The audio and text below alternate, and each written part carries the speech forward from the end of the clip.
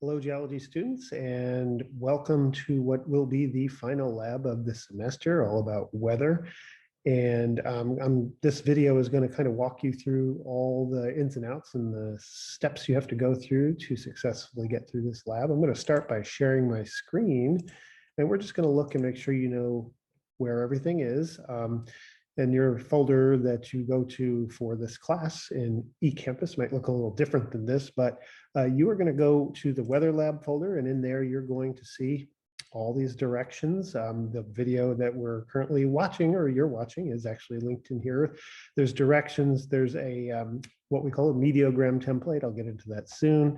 You're going to want to download either a picture or a PDF of this. It gives you some places to go find data for our lab and also some resources that you can use to better understand the weather that we're going to be basically observing over the next couple of weeks. And then the final part of this is the Flipgrid submission. That's going to be where you actually submit sort of the final video piece of this. So I will stop sharing, and then we're going to go ahead and actually show you what all this looks like and how to do it. So here we go. All right, one of the first things we need to do is download this PDF. It's called a Meteogram template. It's basically a fancy graph that meteorologists use to plot the weather data for a specific city over a period of time. And it's available as an image file or a PDF, depending on what works best for you and your technology that you have available. I like the PDF version because I can put it into this scribbling software called Notability, and I can just kind of write all over it. But if you just choose to print it out, you're going to need to use pencil, especially important pencil, to plot this by hand. And maybe you can use colored pencils or markers to go over it after. So you need to grab this out of the eCampus folder there, and then once you have it, you can make a couple of decisions. One, what city do you want to look at the weather for? And for our simulated investigation here, we're going to choose the beautiful city of Billings, Montana. So there we go. Billings, Montana goes right there. And the next thing you need to do is choose which time period you want to look at. I happen to have the data right now in front of me for the last few days. So that would be today for me is a Monday when I'm doing this. So we would do a Monday. And then I have Sunday and Saturday. And it, for me, is April 26th right now. So I would write April 26th, then April 25th. And you'll have to forgive sometimes there we go, see, the Apple Pencil and the iPad kind of lag behind. So we want to make sure we don't have that happen too often. April 25th. And if you're doing this for real for our investigation, you'll want to write neater than I do. I'm just trying to go fast for the sake of this video. So there's our dates and our times. Those are really important so that we know, so I know what you did and when you did it. The time of day is actually right here. They already have that there for you. And I just wanted you to see that each every other box basically is an hour. So if you're looking, to when you're starting to plot data later, that might help you to kind of maybe make some marks for it, or just kind of know that in your head before you get going on it. And also, if you want to add more times, you can. So if you wanted to put the halfway point is 6 a.m., you certainly can add more in there. It's just, whatever you're comfortable with. Okay, so that's how the time is broken down for each of the days that you choose. And we're going to go from there and get rid of all this purple that I just made. There we go. So we've got that. We're going to be actually getting data for temperature and air pressure, and we're going to be plotting that data, both of those sets of data on the same graph. So what you're going to end up with, hopefully at the end of this, is you're going to get one line for pressure, and you're going to get another one for temperature. So you'll have two different color graphs in the same on the same set of axes. So we'll take a look at that in just a minute and where to get that data from. The other thing I wanted to talk to you about is we're going to split up. There's a little weird area, and I'll just shade it right now. This is right here. All that's going to be where we plot the wind. So you might want to add that label to that area. And I'm just going to leave that for now. I'll show you how to fill it in and what we're going to do about that. All right, so where do we get all the data to put on our fancy graph?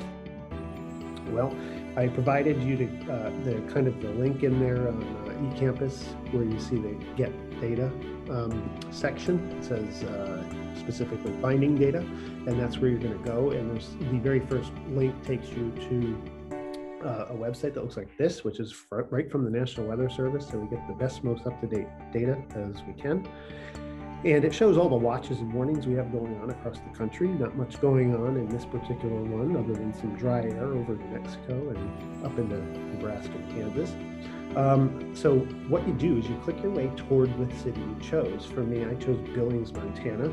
And I know that if you watch my little pointer move here, Billings is somewhere in Montana right about there. So what you do is you take your finger and you click that, or your mouse and click that. I actually misclicked it. I want that one. And so when you do that, it takes you a little closer and you see another, you see all this fancy graphics and forecasts. Looks like they're expecting some mountain snow there, go figure. And the smaller map right here is where you see your city. So what you would do then is click or tap on that little dot for Billings, and that'll take you to Billings, and it'll take you to a more specific forecast for Billings, actually. And again, you're doing this for your city, not necessarily Billings. Feel free to do Billings if you want, though. All right, so what you get is a forecast page with nice, pretty forecast icons. You get all the current conditions. It tells you what the sky cover is and all the relevant information. Some of this we actually are going to be plotting, but this is not unless you do this every hour of your life for the next 3 days, that's not how you want to do it. You probably want a little bit easier of a way. Also on here, just for your information, is a text forecast, and also you have radar and satellite, a more detailed map as well, and some other fun links if you ever want to click around. So what we're going to do is we're going to click right here where it says 3-day history, and that is the absolute easiest way to do this lab because it just shows you everything. Whoops. It shows you everything that has happened over the last few days, and there you can see we're on currently the 26th, which is Monday for me. There's the 25th, all those numbers, and then April 24th. So that's what we're going to do. We're going to actually use this, and so like if say you are maybe needing to do this in a hurry, you can start anytime. You can just start whenever you want and just do the previous 3 days. So pretty easy, and it's all plotted out for you. There even are some graphs up here that may look partly similar to what we're about to do to help you out. So here we go. I want to go back to where we started on April 24th, because again, if you go back to our Meteogram, I want to start collecting data from Saturday, April 24th. I'm going to show you where that is. So here's April 24th right here. You can see where I'm going to kind of move it down. There's the 23rd and 24th of April right there and there. This is the number I'm after, though. It's actually the last reading on the 23rd, which is actually the day before I start this collection technically. However, it's 11:53 p.m.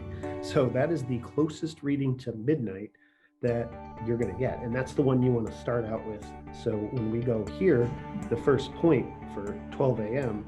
on the axis is going to be our first temperature and our first pressure is going to be that 11:53 p.m. Temperature and pressure reading. So that's going to be right there again. Okay. So if you scroll over, this right here is the temperature. So at that time it was 33. You keep going. There's the pressure. It was 1017.6. So that's literally the first data that I need. And also we talked about wind. There it is. Look at that. Southeast at 5 miles per hour. Okay. So all the information is right there. So easy. You just grab it and you plot it. So let me show you how to do that. So I'm going to remember 33 degrees and the pressure was 1017.6 millibars. I'm going to round that to 1018. And while we're here, I'm going to tell you this is another way, this number right here, all these 29s, that's another way to read pressure. If you look, it's 29 the whole time. And it doesn't seem to change very much. That's because it's an older it's an American or British unit of inches of mercury, and it's just not easy to use and easy to plot on a graph. So I'm going to recommend you avoid using that. You can do that if you want. Actually, it was 30 there. But if you look at these numbers, it's just so much easier to plot it in millibars because it changes more and it's easier to graph and create a scale for that on the axes. So we'll show you how to do that. All these 1,000 numbers are the ones I'm after. All right, so let's scroll back over here and we're going to keep my placeholder right at the 23rd. And again, I'm doing 33 degrees and I'm going to do then I'm going to just maybe I'll just do some temperatures first so you can get the drift of how that works. So it's going to go from 33 to 32, then it drops to 30 and 30 and 30. So we're gonna plot those starting right now. So let's show you how to do that. So on here, our temperature scale is on the left, and I'm gonna zoom in a little bit here. We'll remove the word wind just so it's out of my way. We'll put it back later. I'm going to choose a color right now.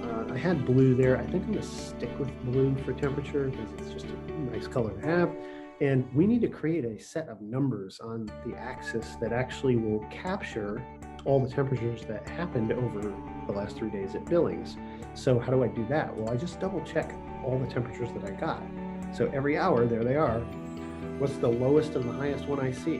Well, the lowest one I see is 30, 27, so there's some 20s in there, so it's cold. And then it warmed up. It looks like we're in the 40s. There's some 50s, and we're topping out in the latest couple hours at temperatures that are in the 50s also. So I'm thinking I'm going to need to plot or use a temperature scale that starts at maybe 20 and ends at 60, 20 to 60 degrees, because we know it didn't hit 20, but we want to have some space available there. And we always want to start with a nice even number that ends in a 0. So that's what we're going to do. We're going to go from 20 to 60. All right, so we know now that we're going to try to get from 20 to 60 degrees, and the 20 degree number is going to be right here along that black line there at the bottom, not quite the bottom black line, because again, we're leaving some space to plot wind later. And so what we'll do is each one of these boxes, I bet you if we went by one box is 1 degree, we're going to get to 60 like we need to and be able to spread out. We want to put the 60 somewhere up here, so as high up on the y-axis as we can, so that it really spreads the data out, because we don't want it to just do nothing like this. If you crunch your numbers too close together, the line doesn't move a lot, and you want to be able to see those changes. So here's what we'll do. We'll go one box is 1 degree. And when you do that, 1, 2, 3, 4, 5, 6, 7, 8, 9. And this one is 30. So I'm going to write the number 30 right there. And I'll go back and erase some of these dots in a second. So 1, 2, 3, 4, 5, 6, 7, 8, 9, 40. 1, 2, 3, 4, 5, 6, 7, 8, 9, and 50 will be right here. And 1, 2, 3, 4, 5, 6, 7, 8, 9, 60 will be right there. So that really did put 60 where we want it. So let's erase some of the excess dots here. I'm at 60. And I'll go back and I'll label the big ticks that I put. And you should probably put those bigger tick marks as well, just so you can kind of remember where you're at. So there they go. All right. And then I'll just fill them in. This is my 40. This is my 50. And my 60. So there it is. And again, you're going to try to do this neater than I'm doing it. If I were slowing down, I could probably write very, very neatly on this. So that's how you set up your temperatures. All right, to get us started, to label the axis for air pressure, which is the other y-axis on the right-hand side of our graph, we need to take a look at what our data has done over the last few days first. And it's not all that complicated. We looked at this once already. The pressures are all right around 1,000 something, so no lower than, I don't see anything lower than probably 1,002 or so. And then it went as high as, in some cases, maybe 1,013 or something like that, 1,011. So that's pretty much going to be the case for a lot of different cities around the country. You may notice your numbers go higher than that, though, so that is quite possible.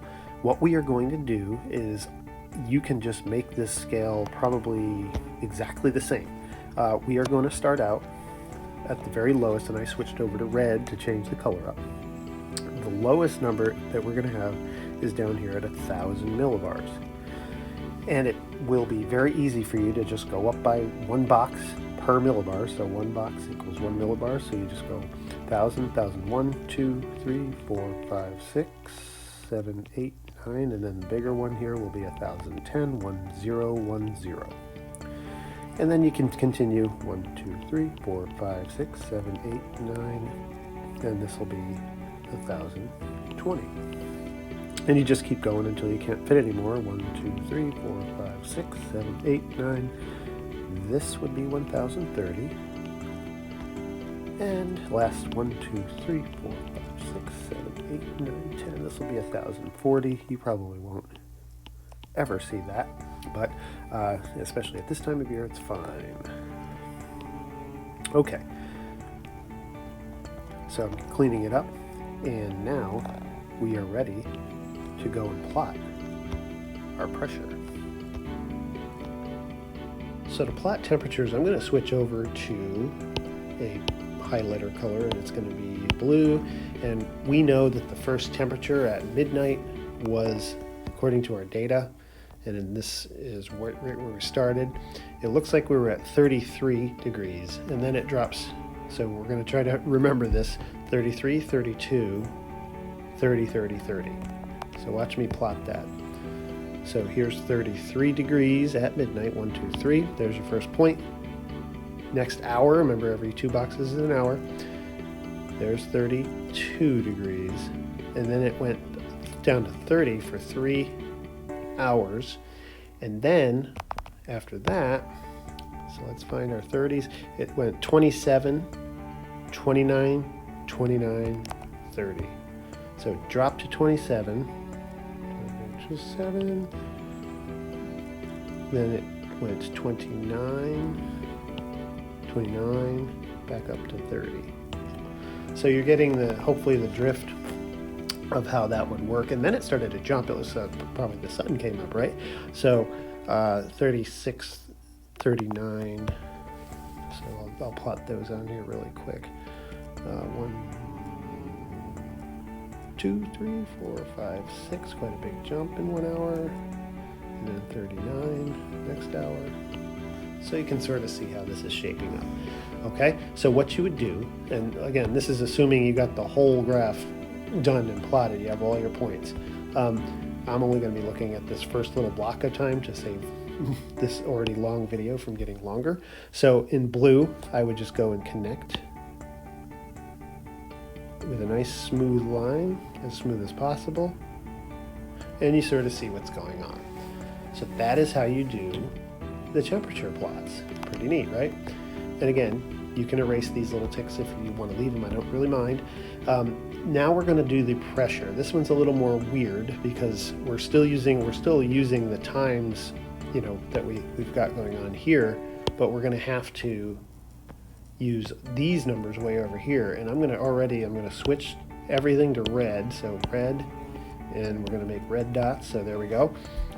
And we want to go back to the same starting time. So rewind. We're down to 11:53 on the 23rd again. And so the pressure was 1,000, and I'm going to round all these up or down depending on, so if it's 0.5 or higher, just round it up. This one is 1,017.6, so it'll be 1,018. And then it looks like we have 1,017, 1,017, 1,016, 1,016. So you kind of get the drift on that, the way that pressure is changing. But I'm going to do 1,018 and then 1,017 first. I'm going to take it really slow. So 1,018 would be right here, and 1,017 would be right there, right? But we have to plot those way over there. So I'm going to just kind of move along the same line until I get all the way back over to the other side.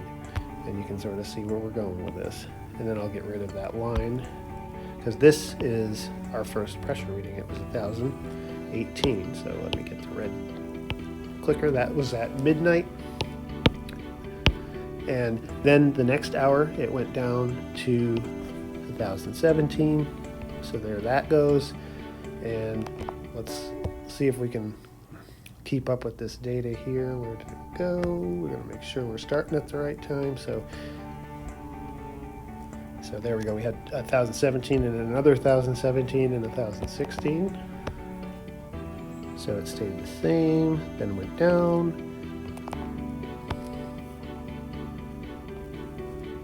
I hate that it changes everything up on me every time. 16, so there's another 16, and then two 15s. So there's the 16, two 15s, and then what?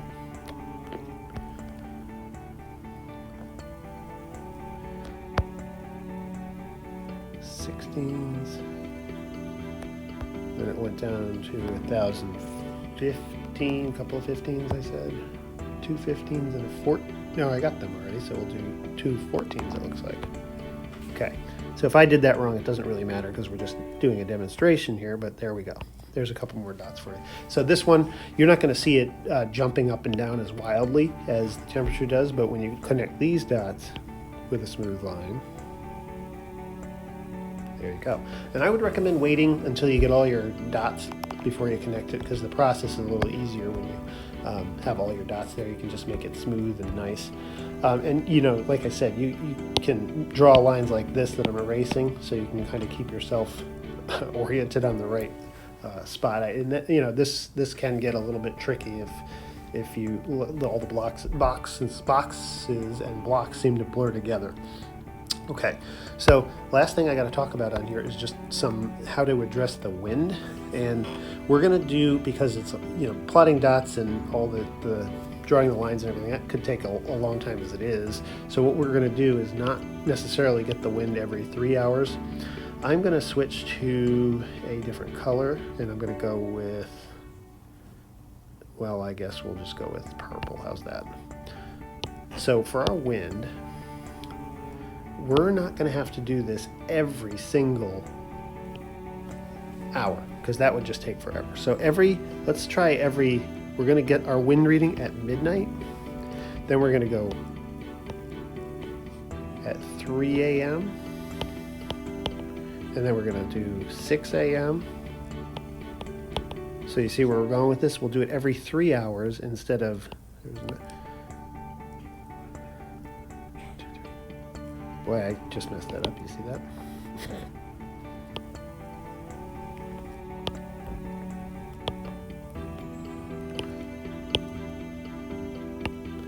So for wind, we're going to use a purple color, and instead of doing it every hour like we're doing with these dots, that would take forever and be very ugly looking in here. So we're going to go down here, and we're going to start, and I'm using purple. We're going to get one wind reading at 12 a.m. And so we'll do this maybe, let's do it, that's 1, 2, 3 a.m. 4, 5, 6 a.m.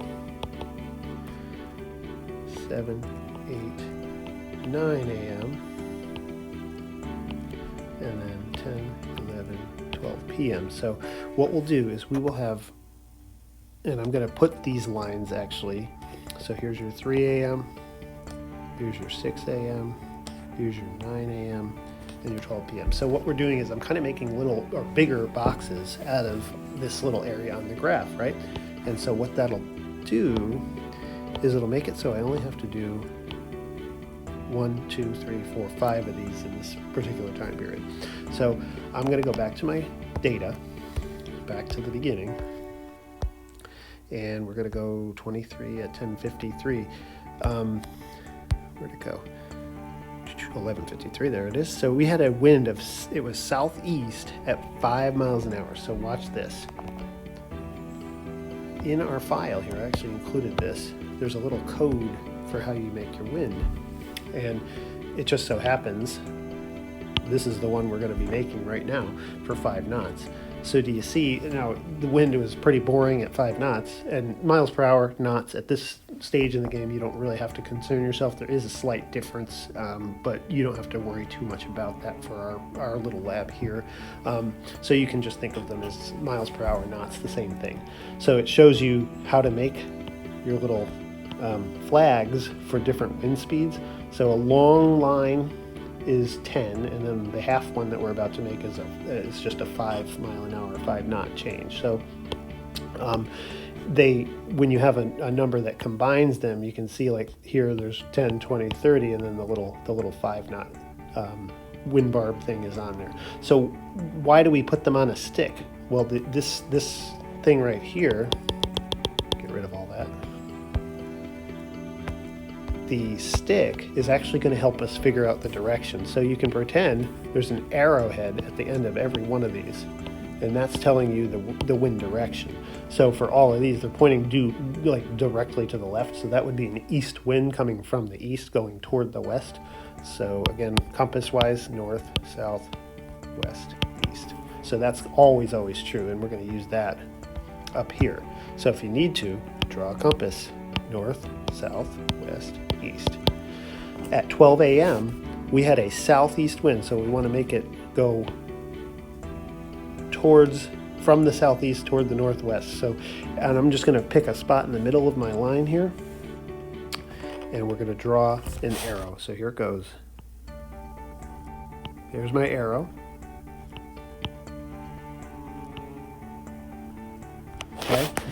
Now, I'm going to do this more neatly in a second, but I just wanted you to see, I just mimicked what I did down here up there. So you have an arrow.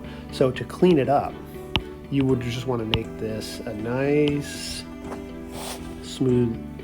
Now I can actually cause that to straighten out because of my software, and you make an actual arrow. So see, it's thinner and more crisp looking. That's what we want.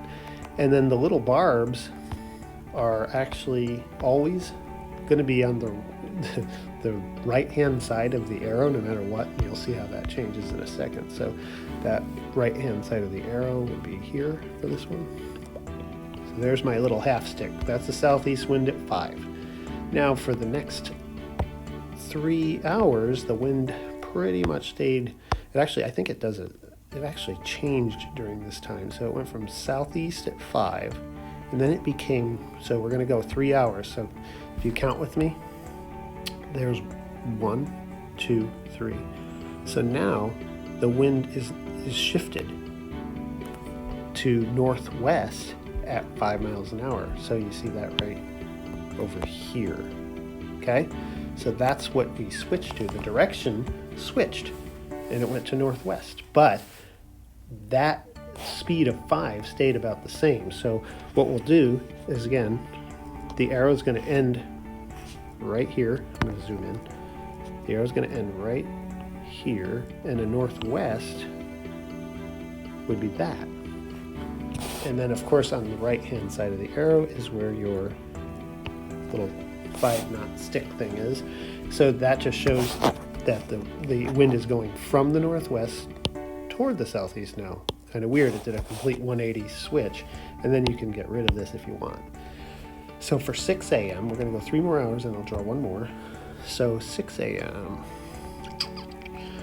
That is the one we just saw. Where'd that one go? It was northwest. There it is. I found it. So we're going to go 3 more hours. 1, 2, 3. So it's now north at 5. So north at 5. Due north, well, that's an easy one. So I'll erase this in advance. And we're going to end the arrow right there. But north looks like this. And it's still got a little 5 knot stick or 5 mile an hour stick off the edge like that. So that's that one. Let's go do one more just to be absolutely sure that you're good with this. And so that was at, gonna make sure we didn't lose the actual spot here. Here we go. Where is it? So 10, 11, 12. Yeah, north at 5. There it is. And then we're going to go 3 more hours. April 25th, 4:53 a.m. Whoa. 37, 34, 89, 32. That's what happens when it thinks you want it to read to you. So hopefully you enjoyed that. It can actually read your screen, interestingly enough. So where were we? We were north at 5. Where are you? It moved it again on me. See that? There it is. Okay. So we go 3 hours up, and actually it says north calm. Okay, so what happens when the wind is calm? Well, that is just an arrow. It'll give you the direction, so keep that. In this case, it was just going north from the north, and it lands right there. It's the same exact wind direction, same north, but now just don't put any barbs on it. So if you see it going like 25 knots suddenly, you'd have 10, 25, just like that. Or maybe it was just 15, that would look like that. But in this case, calm is just an arrow, so there's no speed because it pretty much died off that hour. So that's what you're going to do for the wind. And again, if you have any questions on that, you can always reach out to me and get some clarification on that. So it just saves it, not having to do it every hour is definitely a bonus, because you don't have to necessarily have it looking like they're going over the top of one another and basically just looking messy. So that is basically how you set up your Meteogram. And eventually this is going to fill the whole Meteogram, and you're going to see that in the next segment of this video. I'm going to actually fill this in for you nice and slowly, but more neatly than you see here, and then you'll see the finished product for Billings.